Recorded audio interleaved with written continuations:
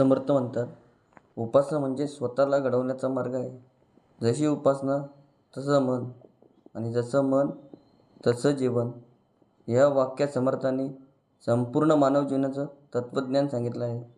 कारण उपासना म्हणजे फक्त देवासमोर दिवा लावणे, हार अर्पण करणे किंवा काही वेळ मंत्र म्हणणे एवढं नसतं.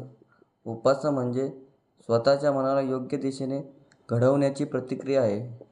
जसं शेतकरी जमिनीची मशागत करतो, तण काढतो आणि चांगला बी पेरतो, तसं उपासना मनातील वाईट विचार दूर करून चांगल्या संस्काराची पेरणी करते. मनुष्य जीवन त्याच्या मनावर उभं असतं. मन आनंदित असेल तर परिस्थिती कठीण असूनही माणूस समाधानी राहतो. पण मन अस्वस्थ असेल तर सर्व सुखी असूनही जीवन बेचैन वाटतं. म्हणून समर्थ, जसं मन तसं जीवन. हे मन कशाने घडतं? तर ते आपल्या विचारांनी, सत्संगतीने, उपासनेने घडतं. ज्या गोष्टीस माणूस सतत विचार करतो, ज्या भावनेत राहतो, त्याच्या स्वरूपात त्याचं मन बनतं. आजच्या काळात माणूस बाहेरून खूप प्रगत झाला आहे, पण आतून मात्र कमकुवत होत चालला आहे.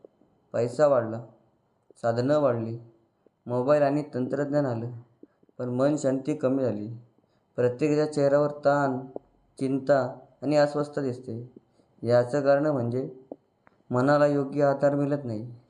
शरीरासाठी अन्न लागतं, तसं मनासाठी चांगले विचार आणि उपासना आवश्यक असते. उपासना ही मानवाला स्थिर ठेवण्याची शक्ती आहे. समर्थ म्हणतात की योग्य उपासना माणसाला बदलते. कारण उपासना करताना मन हळूहळू शांत होऊ लागतं. सतत नामस्मरण, सत्संग, सद्विचार यांवर मनातील राग, मत्सर, लोभ, अहंकार यासारखे विकार कमी होतात. तसं स्वच्छ पाण्यातील गाल खाली बसला की पाणी निर्मल दिसू लागतं. तसं उपासनेमुळे मनातील अशुद्धता कमी होऊन विचार निर्मल होतात. खरी उपासना ही ओठांनी बोलली नसते, ती आचरणात उतरली पाहिजे. अनेक लोक देवाची पूजा करतात, पण बोलण्यात कटुता, वागण्यात अहंकार आणि मनात द्वेष ठेवतात.